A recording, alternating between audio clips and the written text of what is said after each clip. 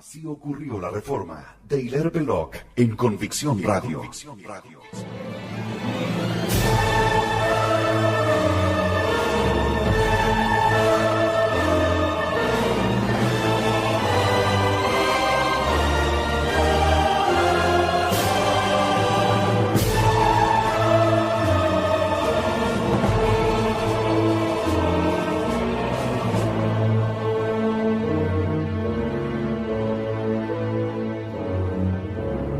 La reforma fue un levantamiento de los ricos contra los pobres. Esta máxima quizás sea lo que mejor resume la importante crónica contenida en este programa, que describe la fenomenología de la reforma de Lutero, Calvino y Enrique VIII, el comienzo del capitalismo y la legalización de la usura, considerada cada vez más como legítima, natural y hasta beneficiosa.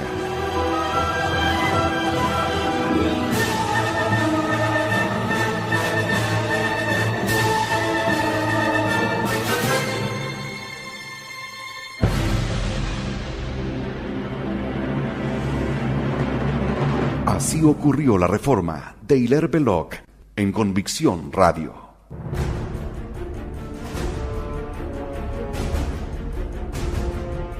Capítulo 7. La batalla universal, 1559-1572.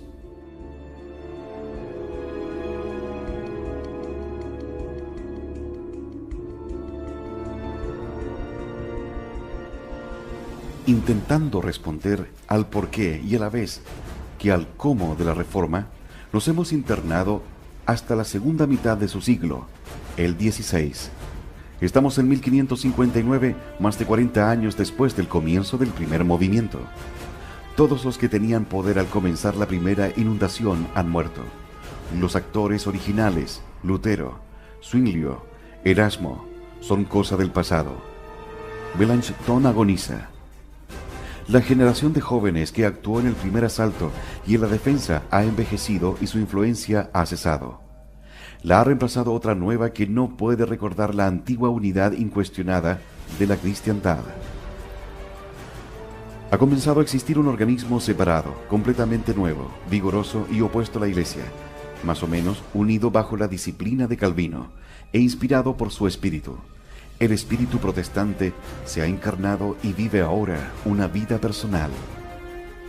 La amenaza de ruptura y, lo que es peor, de caos en Europa podría haber sido disipada y nuestra raza habría retornado a su seguridad moral y a su felicidad, como lo había hecho antes, luego de riesgos similares, si una combinación de infortunio y errores no hubiese contribuido a acrecentar los efectos de la fatal dilación de una reforma desde adentro.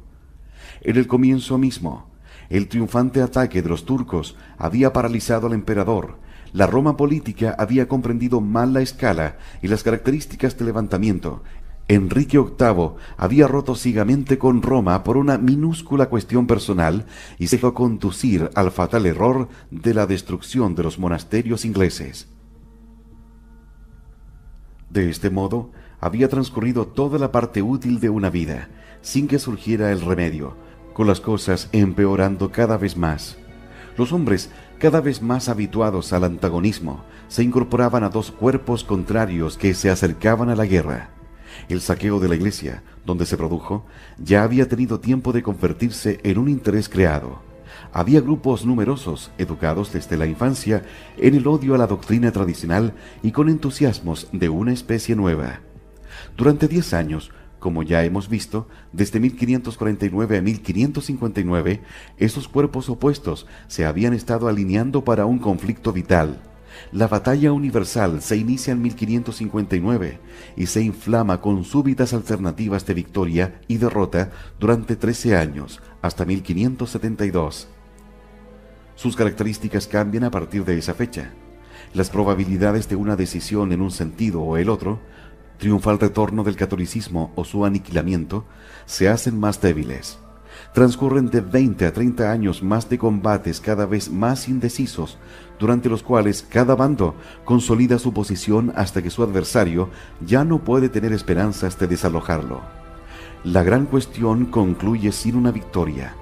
La sucesión ha triunfado en media Europa. Queda tan solo la otra mitad, exhausta, pero salva, para encargarse de la tarea de perpetuar la civilización mediante su influencia. La sociedad católica, aunque cercada, forzada a la defensiva en lo sucesivo, constreñida a una disciplina más estricta por estar sujeta a constante presión exterior, se conserva, y la cultura tradicional de Europa, lastimosamente herida, no se destruye.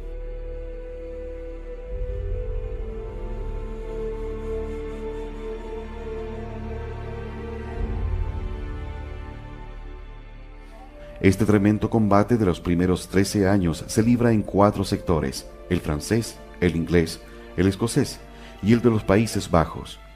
En el sector francés, la batalla se gana en forma precaria. En el inglés se pierde, pero debido a la suerte del sector escocés que tiene a su costado. En los Países Bajos se presentan en miniatura las características de toda esta lucha: la contención de los españoles, campeones de la fe, la triunfante sucesión de la minoría norteña, la división del país entre los gobiernos, protestante y católico, tal como iba a dividirse el conjunto de Europa. Consideraré estos sectores en el orden indicado. 1. El sector francés. En esta lucha mortal de ideas, Francia fue la arena de Europa. En Francia, donde la cuestión se disputó con mucha mayor violencia y con fortuna más cambiante que en otras regiones, los señores y hacendados hugotones que se oponían a la Iglesia Católica y a la antigua cultura de su país estuvieron muy próximos a triunfar, pero no lo lograron. El hecho de que estuvieron muy próximos a triunfar explica la interminable contienda entre filosofías opuestas que ha vigorizado y perturbado al mismo tiempo a Francia durante más de 3 siglos. El hecho de que no triunfaron salvo al catolicismo en Europa. Si consideramos todo su desarrollo, la lucha francesa abarca casi un siglo. Aun si nos concretamos a los últimos combates estrictamente religiosos, la reducción de la Rochelle abarca la totalidad de una vida muy larga. Me ocuparé aquí tan solo de su comienzo, desde 1559 hasta la noche de San Bartolomé, en 1572. Observando la cuestión en sus líneas más amplias, se tiene lo siguiente: el pueblo común, aquí como en todas partes, estaba fuertemente adherido a su religión tradicional, especialmente en París. Los intelectuales se hallaban divididos, pero lo que es esencial, la nobleza, esto es, los conductores naturales de la clase combatiente, se unen al ataque contra el catolicismo en una proporción mucho mayor que cualquier otro sector de la nación. Hubo un momento cuando la mitad de los hacendados franceses, grandes y pequeños, se levantó en armas para la destrucción de la Iglesia Católica, y mucho más de la mitad de los más poderosos y acaudalados, las familias ducales y otros nobles. La causa principal de esto fue la misma que operaba en toda Europa: la oportunidad para enormes y súbitas ganancias. Una gran proporción, en especial en la clase media y seguidores menores del movimiento, era fanática sincera de la nueva cruzada de Calvino. Exteriormente, el matiz de esa religión estaba difundido por todo este bando, pero el vigor de la fuerza estaba en sus superiores, a quienes interesaban en especial cosas más materiales. La nobleza francesa, los hacendados y grandes mercaderes habían contemplado con hambre cómo sus colegas de Inglaterra se enriquecían día a día con los despojos de la religión. Así se produce en este momento un contraste paradójico entre Francia e Inglaterra. En Inglaterra, a causa de que los hacendados estaban ahitos de la riqueza que acababan de robar a la Iglesia, el pueblo católico no daba con un conductor militar eminente, salvo algunos jefes renuentes y poco dotados, que le ayudara contra la pandilla impopular que se había apoderado del gobierno, en tanto que en Francia la nación estuvo a punto de perderse para el catolicismo por el esfuerzo armado de los frustrados terratenientes que no habían conseguido llegar a esas riquezas. Una causa subsidiaria del vigor de los hacendados franceses rebeldes fue el hecho de que, luego de la muerte de Enrique II en 1559, la monarquía francesa quedó súbitamente debilitada. Quedaron 3 niños para gobernar en sucesión, todos desdichadamente enfermizos. El último, pervertido y vicioso, y, lo que es más grave aún, todos incapaces de engendrar descendencia. Semejante oportunidad para la rebelión no podía ser desaprovechada por quienes todavía conservaban gran parte de su independencia feudal. En el poder Se perpetuaba como reina madre la viuda Catalina de Médicis, Italia, considerada como enemiga por muchos nobles franceses. Por otra parte, el hecho de que el calvinismo era algo francés, difundido en el idioma francés, que llevaba los signos del orden y de la disciplina intelectual franceses, tuvo mucho que ver con la fuerza del partido hugonote. Lo mismo que la envidia generalizada entre los grandes señores, excitada por la popularidad, el poder político y la sobresaliente riqueza de la familia de Lorena, cuyo jefe era el duque de Guisa.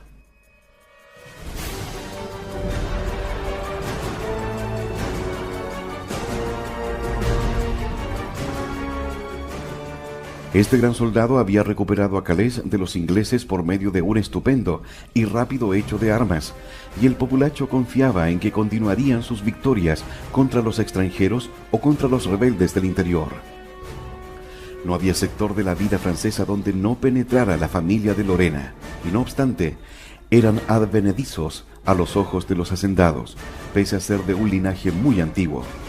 Entre los demás nobles, pese a sus matrimonios con la familia real, los Lorena casi no eran considerados como franceses. No llegaban a 2 generaciones de vida francesa, pues eran originarios del imperio. Los Guisa eran objeto de una oposición secreta de la reina madre, quien temía se apoderaran del trono, y de una oposición abierta de los señores hugonotes. Estos fueron causa de que el jefe de los Guisa fuera asesinado en 1563, cuando se hallaba en la cumbre de su carrera, por orden personal, según se creyó, del almirante Gaspar de Coligny. Lo que salvó al catolicismo en Francia fue, en primer lugar, la decidida adhesión del pueblo a la permanencia de la monarquía nacional, pese a que había caído en manos tan desdichadas como las de aquellos 3 niños. Los llamo niños porque lo eran al comenzar las dificultades, ya que el mayor solo tenía 15 años, pero el último, Enrique III, murió cuando ya había pasado los 40.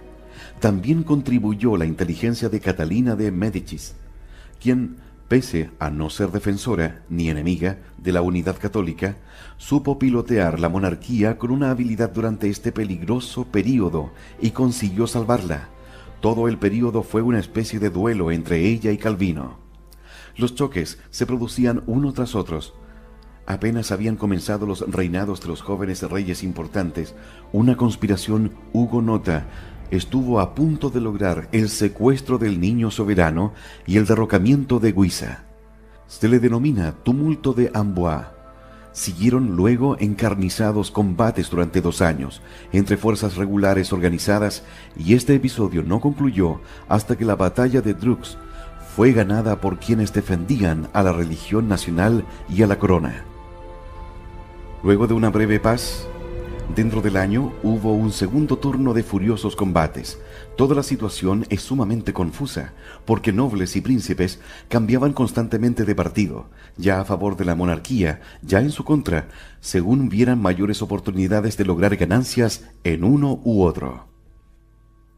Los partidos no estaban definidos. Por ejemplo, el mismo heredero aparente del trono, Antonio de Borbón, rey de Navarra, era, como hemos dicho, partidario de Calvino. Sin embargo, tiene vacilaciones y aparece ya como católico, ya como hugonote.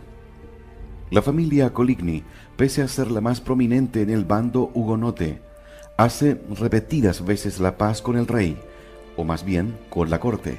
Y el más astuto e inteligente de los 3 hermanos Coligny, el almirante, que comandaba fuerzas importantísimas, llega, en una última reconciliación, a aceptar las rentas de una abadía ofrecidas por la reina madre.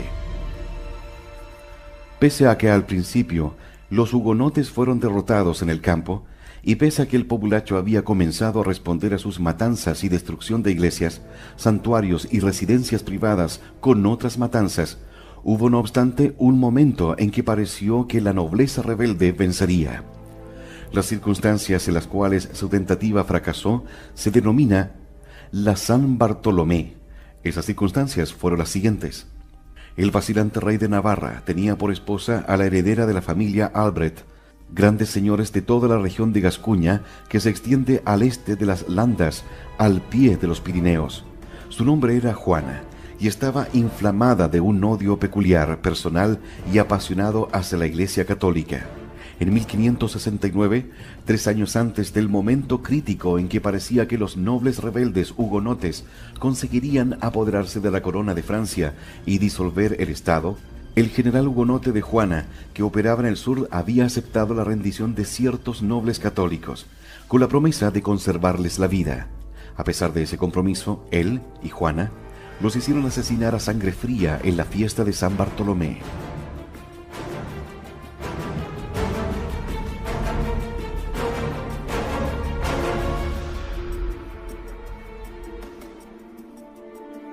Esa fue la primera matanza de San Bartolomé. La fecha no fue olvidada. 3 años más tarde, en 1572, su hijo, Enrique de Navarra, ya adulto, iba a casarse con su prima, hija de la reina madre y hermana del rey de Francia. El matrimonio tendría lugar en París. Coligny se encontraba allí en cumplimiento de su falsa tregua con la reina madre, la cual sentía terror por la fuerza de Hugonote, y tal falsamente como él, ocultaba su odio. Si Coligny mantenía su jefatura, la corona de su hijo se perdería. Tenemos, pues, en esa fecha crítica en la historia de Francia y de Europa, a Coligny en París, encabezando con toda evidencia a los rebeldes, con un periodo en creciente aumento, una gran influencia sobre el joven rey y, al parecer, a punto de tomar en sus manos todas las fuerzas del país. Coligny era la encarnación de la rebelión de los nobles que amenazaba la corona. Él y los suyos estaban en la víspera del triunfo. Para la boda del joven heredero de Navarra, que más tarde sería el rey Enrique IV, y que era no solo el heredero aparente del trono francés, sino una de las figuras más prominentes del bando protestante, se había volcado sobre París y un gran número de caballeros hugonotes, grandes y pequeños, todos armados, por supuesto, y los de mayor importancia, con un considerable cortejo de hombres de armas. Lo que ocurrió luego fue la mezcla de 3 cosas: la determinación del joven Guisa de vengarse de la muerte de su gran padre, asesinado por los hugonotes bajo la dirección de Coligny, un plan deliberado que trazara Catalina de Médicis, la reina madre, para salvar a su hijo y a sí misma de la tiranía de Coligny, y, lo más importante, un estallido de furia popular contra los nobles hugonotes, según el cual de estos 3 elementos se subraye en especial, se producirá una u otra de las numerosas versiones falsas de la famosa noche. Victoria con justicia, debemos asignar a cada uno su justa proporción. La matanza de San Bartolomé podría haber tenido lugar sin la acción de Guisa, y hasta quizás sin la de la reina madre, Catalina de Médicis. Con otra certeza, no hubiera podido ocurrir de no haber existido un sentimiento intenso del pueblo de París y del pueblo francés en general contra la actitud antinacional y anticatólica de los nobles. Ya había existido un atentado contra la vida de Coligny, que había fracasado, aunque había resultado herido. Se produjo el segundo en la noche de la fiesta de San Bartolomé, el 24 de agosto de 1572, casi seguramente siguiendo órdenes del joven Guisa. Varios asesinos fueron enviados a la casa de Coligny, donde éste estaba en cama, reponiéndose de sus heridas. El joven Guisa, hijo y heredero del asesinado jefe del partido católico, esperó fuera de la casa hasta que el almirante fue despachado y su cuerpo arrojado por una ventana. Hubo a continuación un ataque por hombres armados de la facción de Guisa contra los nobles hugonotes que se hallaban en la ciudad, pero el hecho decisivo fue que, al comenzar esta parcial y restringida lucha entre facciones, todo el populacho se unió a ella. El populacho fue el factor principal en el asunto.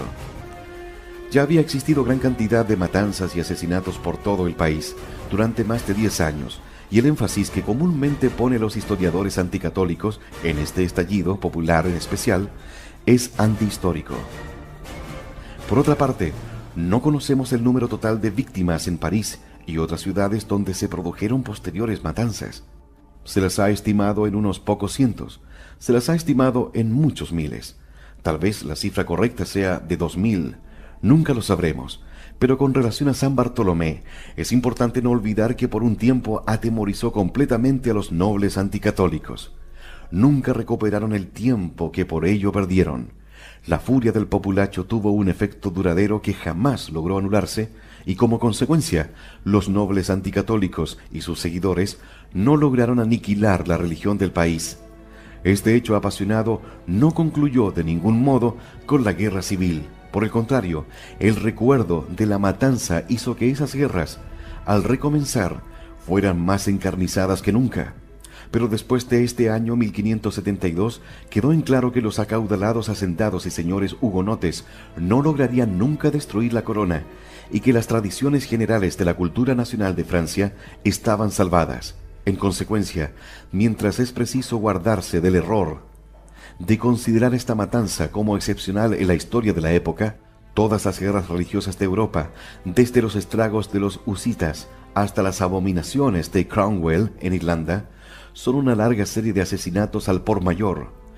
Puede no obstante señalarse en este año de 1572 no sólo como el final del primer período de las grandes guerras civiles religiosas de Francia, sino como la fecha a partir de la cual la destrucción de la monarquía francesa y de la religión nacional se hizo imposible.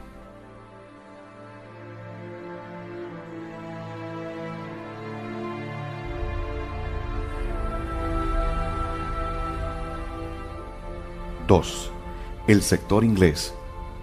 María Tudor había muerto al concluir el año 1558.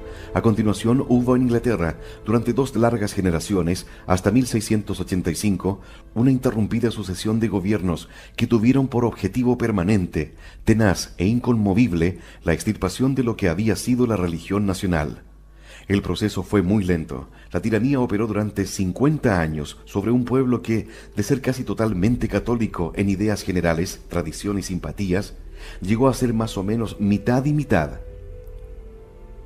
En los 75 años siguientes, gobiernos anticatólicos, ahora respaldados por la mayoría de la nación, actuaron sobre una minoría católica todavía muy numerosa, que iba disminuyendo en forma constante. La política de desarraigar por completo la Iglesia Católica del suelo inglés tuvo éxito. Lo logró principalmente por medio del instrumento negativo que prohibía toda acción que pudiera mantener con vida a la Iglesia Católica, impidiendo que los niños llegaran al conocimiento de la verdad católica, acosando a los sacerdotes hasta reducirlos a un puñado de hombres errantes y escondidos, con sus vidas en peligro. Pero el máximo agente del cambio fue la supresión de la misa.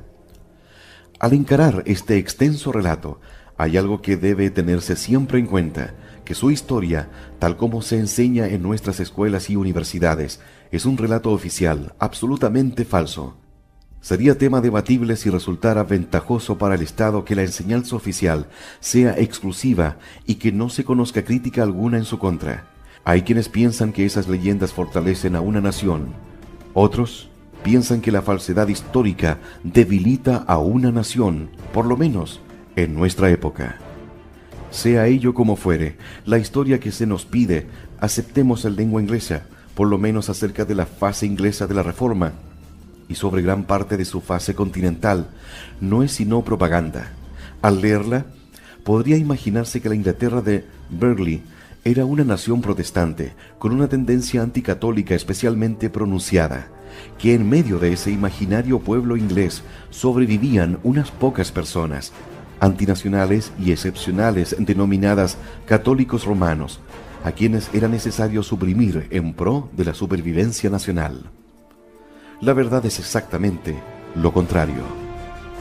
En medio de un pueblo conservador y desapasionado, de temperamento católico por herencia e inclinación, cada vez más orgulloso de su nacionalidad, un grupo pequeño gobernó de un modo tiránico, pero nacional, utilizando como instrumento a una minoría de fanáticos que aborrecía el antiguo credo de los ingleses, utilizando la creciente indiferencia de los ingleses hacia los detalles de ese credo, empleando en grado sumo la nueva religión de patriotismo y la política de hacer contrastar los rasgos locales con los que eran comunes a toda Europa. Quienes gobernaban actuaron así por su beneficio personal, y su instrumento principal fue la obstrucción mecánica de las avenidas por donde podía mantenerse una vida católica normal. Durante toda la segunda mitad del siglo XVI, la masa de Inglaterra era católica en tradición y sentimientos. La tradición sobrevivía aún a principios del siglo XVI. En los primeros años del reinado de Jacob I, alrededor de la mitad del pueblo conservaba simpatía por el catolicismo. Una cuarta parte poseía estas simpatías en grado variable, y la mitad de esa cuarta parte estaba dispuesta a grandes sacrificios para confesar abiertamente su catolicismo, todavía en tiempos de la caída de los Estuardo, en 1685 al 88. Pero durante todo ese tiempo continuaba la constante presión persecutoria oficial. Se hacía imposible la práctica de una vida católica, y lo que una vez fuera la profesión abierta y normal de la tradición nacional, en materia religiosa, se redujo a ser solo un sentimiento, luego pasó de un sentimiento a un simple recuerdo, y finalmente, después de 1688, se extinguió rápidamente. Para comenzar, debemos apreciar el hecho esencial de que el período 1559 al 1572 no fue isabelino. Isabel Tudor no fue una gran reina que condujo a toda Inglaterra en una marcha triunfante hacia nuevos y más grandes destinos. Fue el mascarón de proa de una nueva plutocracia, de los hombres que habían amasado inmensas fortunas con el saqueo de la iglesia, que mantuvieron durante años una guerra civil encubierta, por temor a que el retorno del catolicismo les arruinara, y bajo cuya aborrecida opresión la riqueza y la población del país declinaron. Algunos de ellos eran lo que hoy llamamos millonarios. Una cantidad mucho mayor eran hombres de fortuna menor, pero considerable, engrosada con el pillaje de la iglesia, y el resto era todo un ejército de gente que había especulado con aquel botín vendiéndolo, revendiéndolo y reteniendo algunos fragmentos. A la cabeza de estos intereses creados estaba Guillermo Cecil, designado más tarde Lord Burghley, cuyos primeros pasos hacia el poder ya he mencionado. También he indicado el origen de ese poder. Guillermo Cecil fue el más inteligente y laborioso de todos. Pensaba con mayor claridad, podía concentrarse en forma más total y continua. Sus parientes se convirtieron en jefes de la nueva clase dominante, hablaron en su nombre y la representaron desde el momento en que colocó a Isabel en el trono, hasta su muerte, cuando su hijo Roberto se hizo cargo del poder, hasta mucho después del reinado de Isabel. El período del desarraigo del catolicismo en Inglaterra, más de 50 años, fue en realidad el período de los Cecil, más que de Isabel, pero debe tenerse en cuenta que los Cecil, padre e hijo, no eran sino los dirigentes y portavoces y los organizadores inteligentísimos de los nuevos y enormes intereses creados. Nada habían sido sin la revolución económica que se originó en la usurpación de los bienes clericales bajo Enrique VIII, su cuñado Sigmund y otros entre 1536 y 1553.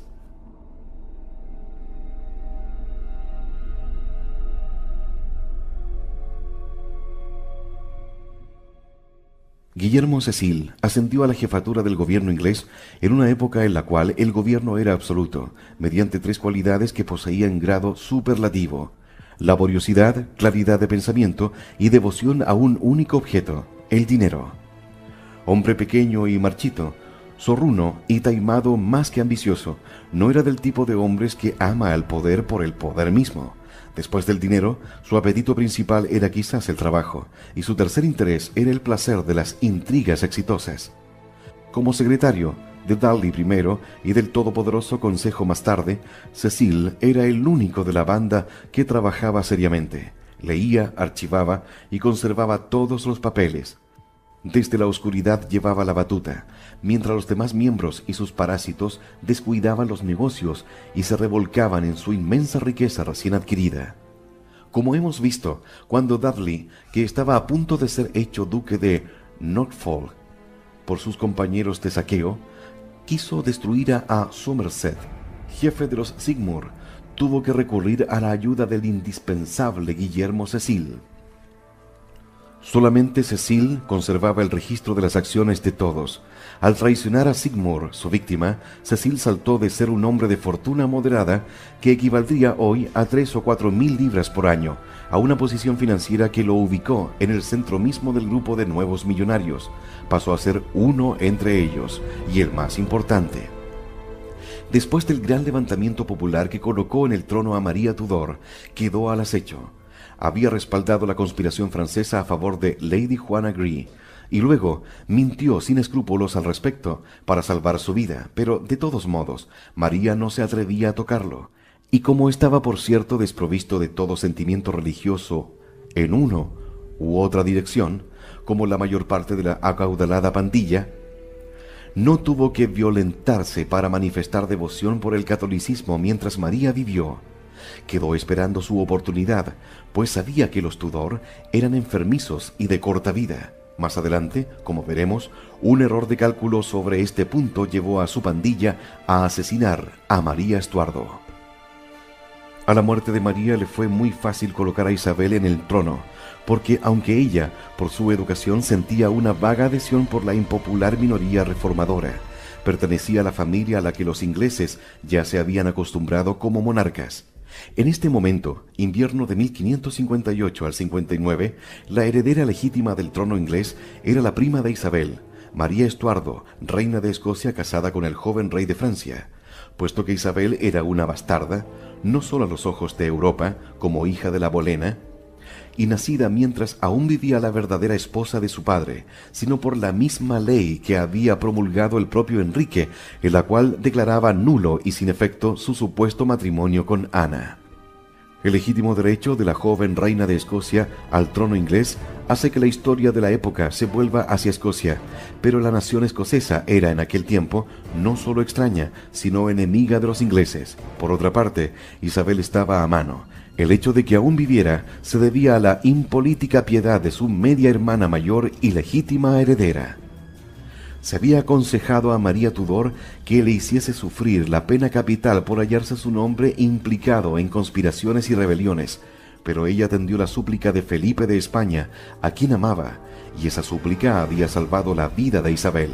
Allí estaba, entonces, Isabel en el trono por obra de Cecil, que hizo de ella una conveniente y aceptada máscara para los nuevos intereses financieros que Cecil representaba.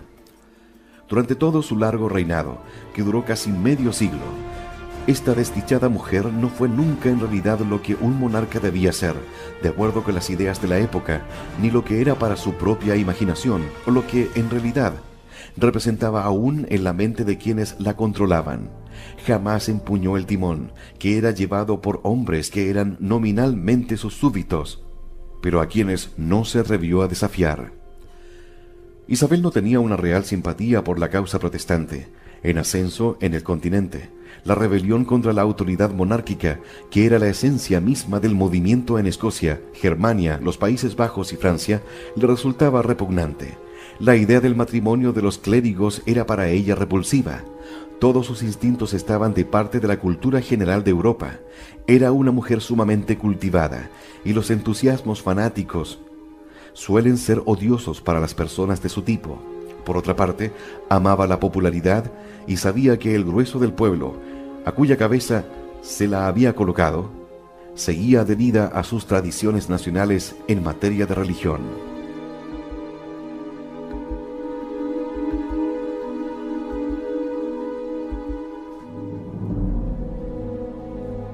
Nunca pudo imponer su voluntad en ninguna cuestión importante: la restauración de María Estuardo, la neutralidad de los Países Bajos, una decorosa represión de la piratería en sus orígenes, una transacción con Roma, ser eximida de responsabilidad por la ejecución de la reina de Escocia, hasta la salvación de la vida de un amante, ya en su vejez.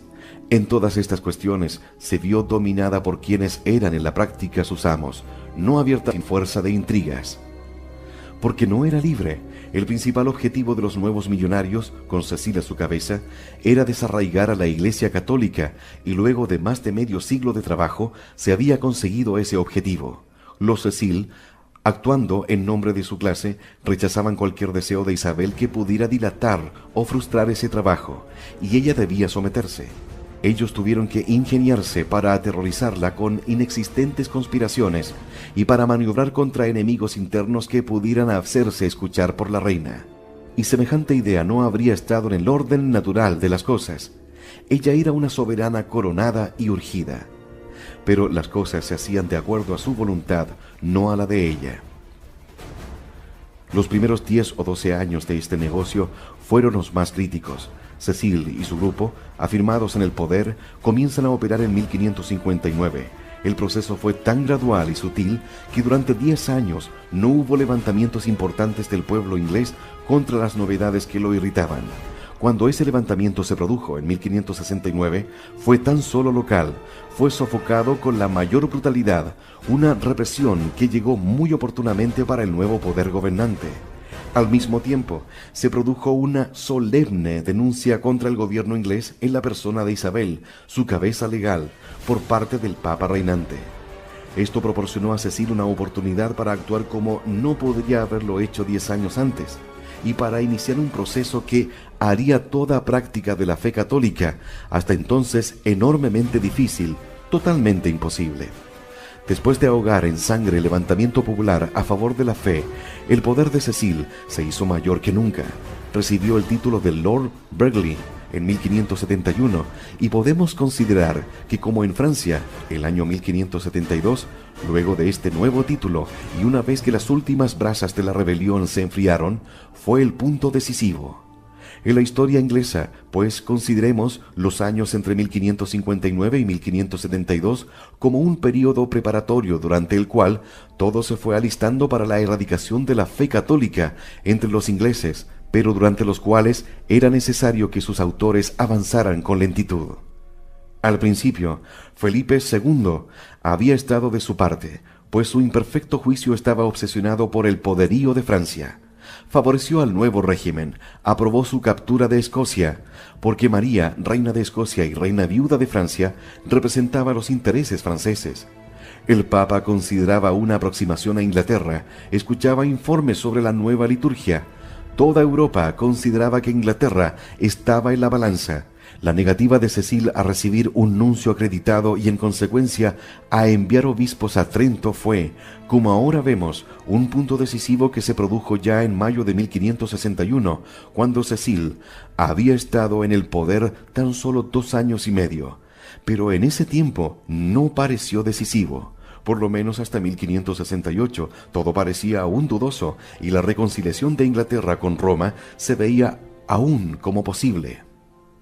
Durante esos primeros años, antes de la rebelión, nadie fue ejecutado por traición en materia religiosa. Por supuesto, la misa fue abolida y, siguiendo el principio de golpear a las cabezas de la sociedad, se aplicaron multas exorbitantes a aquellos miembros de la clase dirigente que permanecían católicos si se negaban a seguir los nuevos ritos. Pero Cecil y su grupo se cuidaron mucho de definirse en doctrina. Compusieron artículos de religión lo más vagos posible que fueran compatibles con la eliminación de la misa y de la disciplina católica. Al comienzo de este proceso, con el hipócrita propósito de ir dejando caer costumbres arraigadas, hicieron la vista gorda ante mucha práctica privada de la religión que se habían propuesto destruir.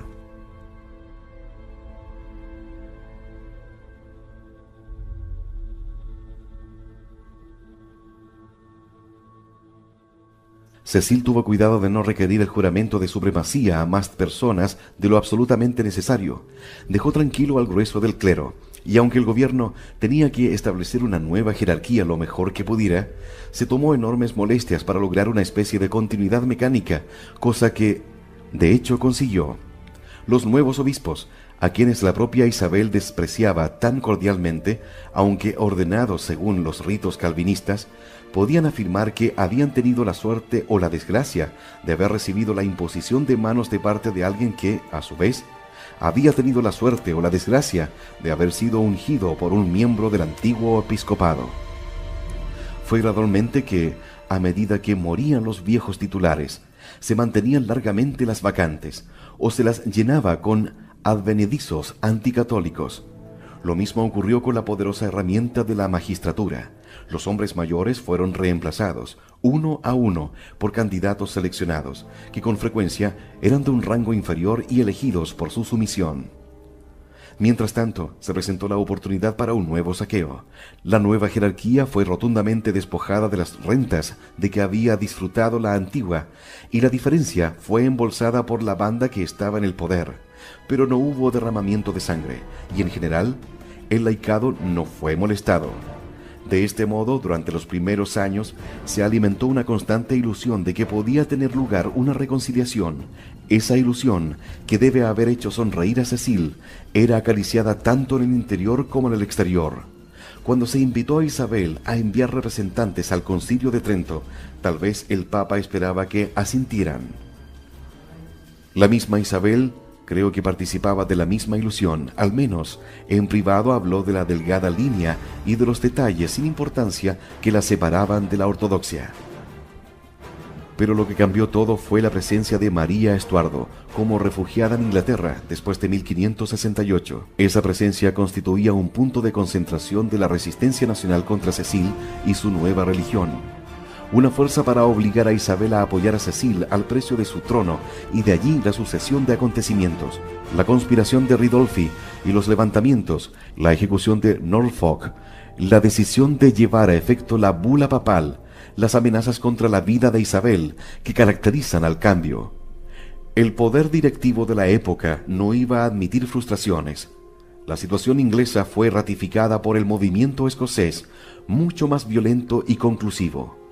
Lo que afirmó la estabilidad del plan de Cecil fue la conquista de Escocia para la influencia inglesa, con sus consecuencias de prisión y muerte para la reina de Escocia.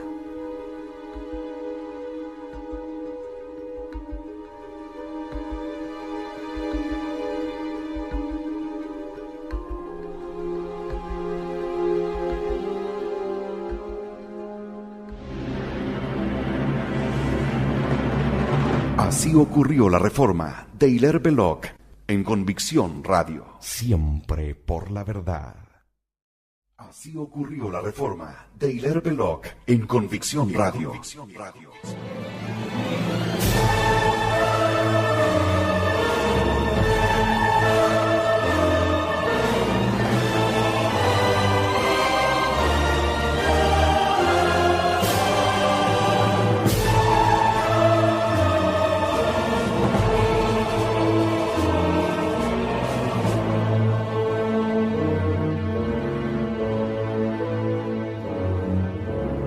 La Reforma fue un levantamiento de los ricos contra los pobres. Esta máxima quizás sea lo que mejor resume la importante crónica contenida en este programa, que describe la fenomenología de la Reforma de Lutero, Calvino y Enrique VIII, el comienzo del capitalismo y la legalización de la usura, considerada cada vez más como legítima, natural y hasta beneficiosa.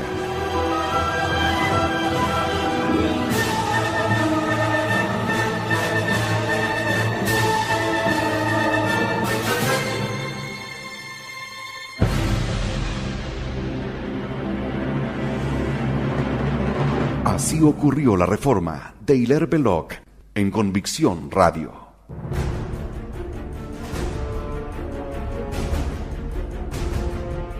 Capítulo 7. La Batalla Universal, 1559-1572.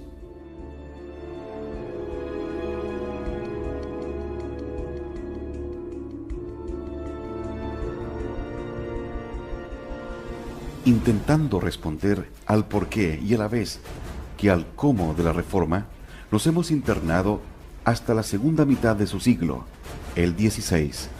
Estamos en 1559, más de 40 años después del comienzo del primer movimiento. Todos los que tenían poder al comenzar la primera inundación han muerto. Los actores originales, Lutero, Zwinglio, Erasmo, son cosa del pasado. Melanchthon agoniza. La generación de jóvenes que actuó en el primer asalto y en la defensa ha envejecido y su influencia ha cesado. La ha reemplazado otra nueva que no puede recordar la antigua unidad incuestionada de la cristiandad. Ha comenzado a existir un organismo separado, completamente nuevo, vigoroso y opuesto a la Iglesia, más o menos unido bajo la disciplina de Calvino e inspirado por su espíritu. El espíritu protestante se ha encarnado y vive ahora una vida personal. La amenaza de ruptura y, lo que es peor, de caos en Europa podría haber sido disipada y nuestra raza habría retornado a su seguridad moral y a su felicidad, como lo había hecho antes, luego de riesgos similares, si una combinación de infortunio y errores no hubiese contribuido a acrecentar los efectos de la fatal dilación de una reforma desde adentro. En el comienzo mismo, el triunfante ataque de los turcos había paralizado al emperador, La Roma política había comprendido mal la escala y las características del levantamiento. Enrique VIII había roto ciegamente con Roma por una minúscula cuestión personal y se dejó conducir al fatal error de la destrucción de los monasterios ingleses. De este modo, había transcurrido toda la parte útil de una vida, sin que surgiera el remedio, con las cosas empeorando cada vez más. Los hombres, cada vez más habituados al antagonismo, se incorporaban a dos cuerpos contrarios que se acercaban a la guerra. El saqueo de la iglesia, donde se produjo, ya había tenido tiempo de convertirse en un interés creado. Había grupos numerosos, educados desde la infancia en el odio a la doctrina tradicional y con entusiasmos de una especie nueva. Durante 10 años, como ya hemos visto, desde 1549 a 1559, esos cuerpos opuestos se habían estado alineando para un conflicto vital. La batalla universal se inicia en 1559 y se inflama con súbitas alternativas de victoria y derrota durante 13 años, hasta 1572. Sus características cambian a partir de esa fecha. Las probabilidades de una decisión en un sentido o el otro, triunfal retorno del catolicismo o su aniquilamiento, se hacen más débiles. Transcurren de 20 a 30 años más de combates cada vez más indecisos, durante los cuales cada bando consolida su posición hasta que su adversario ya no puede tener esperanzas de desalojarlo. La gran cuestión concluye sin una victoria. La sucesión ha triunfado en media Europa. Queda tan solo la otra mitad, exhausta, pero salva, para encargarse de la tarea de perpetuar la civilización mediante su influencia. La sociedad católica, aunque cercada, forzada a la defensiva en lo sucesivo, constreñida a una disciplina más estricta por estar sujeta a constante presión exterior, se conserva y la cultura tradicional de Europa, lastimosamente herida, no se destruye.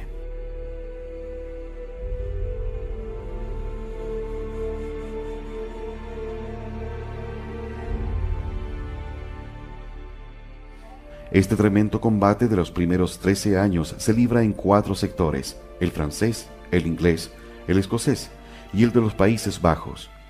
En el sector francés, la batalla se gana en forma precaria. En el inglés se pierde, pero debido a la suerte del sector escocés que tiene a su costado. En los Países Bajos se presentan en miniatura las características de toda esta lucha: la contención de los españoles, campeones de la fe, la triunfante sucesión de la minoría norteña, la división del país entre los gobiernos, protestante y católico, tal como iba a dividirse el conjunto de Europa. Consideraré estos sectores en el orden indicado. 1. El sector francés.